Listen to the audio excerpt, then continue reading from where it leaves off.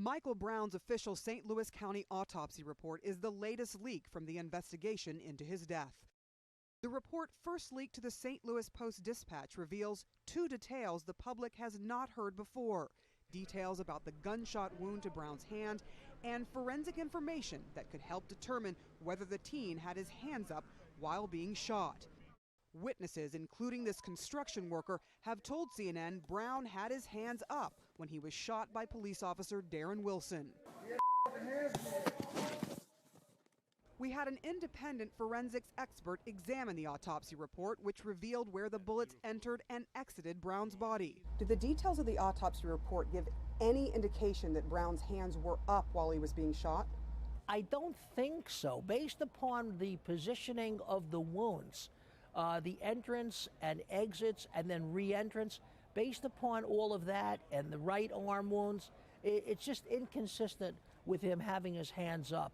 I understand other people might argue and interpret it differently. But the autopsy cannot reveal if Brown's hands were up during the pause between shots in the car and the remaining shots.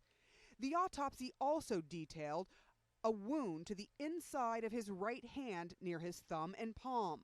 One expert told the St. Louis Post-Dispatch that would indicate Brown was reaching for Wilson's gun. But forensics expert Lawrence Koblinski says it's hard to determine if Brown was actually reaching for the unholstered gun in the patrol car, but there was clearly a struggle. There's also blood, Michael Brown's blood, on the gun.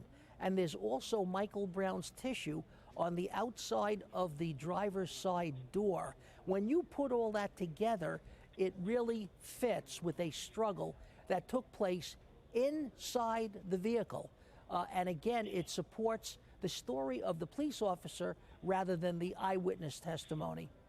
We had no weapons on us at all. Brown's friend, Dorian Johnson, who witnessed the shooting, said Wilson was the aggressor, trying to pull the 18-year-old into his car while Brown was trying to run away. Michael Brown's family attorney reacted to the leak, saying it is missing a key point.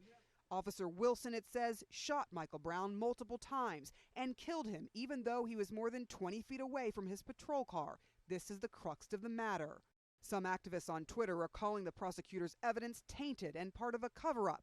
The prosecuting attorney's office flatly denies the accusation, saying the evidence has been processed by both the county and FBI laboratories.